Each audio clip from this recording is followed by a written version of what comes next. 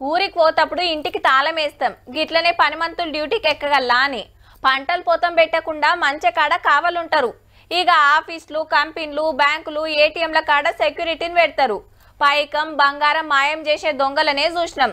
కానీ అంతకంటే పనిమంతులు ఉన్నారబ్బా. అట్లని ఏం మాయం చేయరు, ఎత్తుకపోరు. కానీ వాళ్ళకి కావాల్సింది పక్కా అవుతుంది. గట్ల కూడా కావద్దనే గీకమతు. ఇక సర్కార్ భూములు బందోబస్తు తాళం వేయబోతుంది సర్కారు. ఎట్లంటే కబ్జాలు కాకుండా జియో ట్యాగింగ్ చేస్తాడు. మొదలు టెక్నాలజీ తోటి సర్వే చేసి అద్దులు గుర్తుపట్టి పారిగోడలు తిప్పి కంప్యూటర్ లో రాసి ఒక కోడ్ ఇస్తారట. దాన్ని GPS అంటే భూమి మీద జాగ ఎక్కడుందో పక్కగా చెప్పే టెక్నాలజీకి లంక పెడతారట. ఇక అప్పుడు లెక్క పత్రం పక్కా ఉంటది. గట్లనే ఎవరన్నా కబ్జా పెట్టాలని చూస్తే ఆఫీసర్ కొత్తగానే తెలిసిపోతుంది.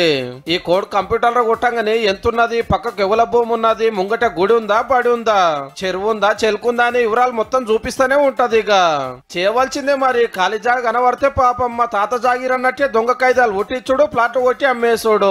పురంబొక్ భూములు, వాగులు, చెల్లు పొతం పెట్టబట్టిరి.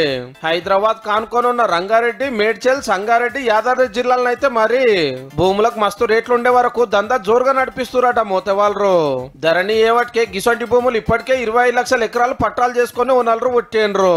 ఇట్లనే ఇడిచిపెడితే సర్కార్ భూమే లేకుండా అవుతుందానికి జియో ట్యాగింగ్ ఉపాయం చేస్తున్నారు అన్నట్టు.